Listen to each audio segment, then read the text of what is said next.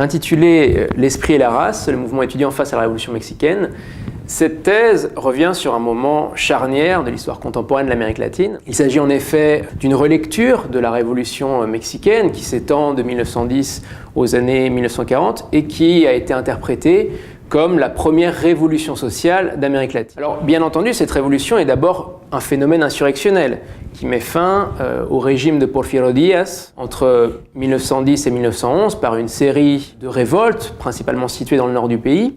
Et cette révolution ensuite devient une guerre civile avec une violence croissante qui se traduit par une expérience de la mort de masse presque semblable à la guerre de 1914-1918 et qui fit au Mexique 1 million de morts sur 15 millions d'habitants. Néanmoins, la Révolution mexicaine fut aussi une expérience de radicalité politique dans l'espace atlantique. La Constitution de 1917, rédigée par les élites révolutionnaires, posa les fondements légaux de la réforme agraire, de la nationalisation du pétrole et renforça la place de l'école laïque dans la société tout en limitant celle de l'Église catholique. Et la thèse que je défends, c'est que cette révolution sociale, nationale, fut aussi une révolution étudiante, dans la mesure où elle provoqua le surgissement d'un mouvement étudiant puissant et organisé qui sut s'emparer des idées de la révolution, la critiquer, l'orienter et, dans une certaine mesure, faire avancer ses propres intérêts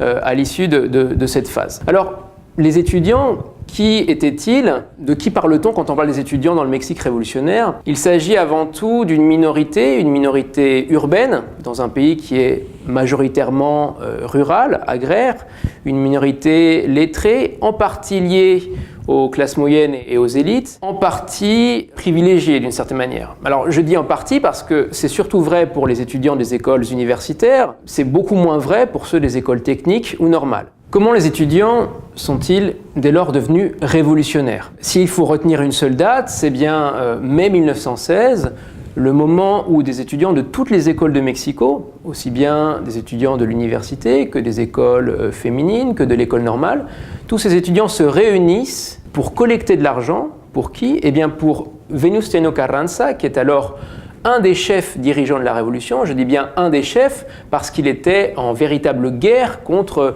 les troupes de Francisco Villa et d'Emiliano Zapata. Donc, dès 1916, les étudiants se sont rattachés à la Révolution, à une partie de la Révolution qui était celle menée par Carranza contre d'autres révolutionnaires, et c'est à partir de là qu'ils ont fondé la première organisation étudiante pérenne qui, par la suite, s'est transformée en Fédération des étudiants de Mexico, qui a été la base d'une organisation ensuite nationale étudiante. Dès lors, on a un pacte entre les étudiants et les gouvernements qui se revendiquent de la Révolution. Ce pacte a permis aux étudiants d'obtenir un soutien matériel et moral qui a posé les conditions pour une diplomatie étudiante. Les étudiants mexicains ont en effet réussi à entretenir, à construire des liens avec les étudiants argentins, chiliens, colombiens, espagnols, et par là même, ils ont favorisé la circulation de la Révolution mexicaine dans l'espace atlantique. Néanmoins, ces mêmes étudiants, une génération plus tard, ont été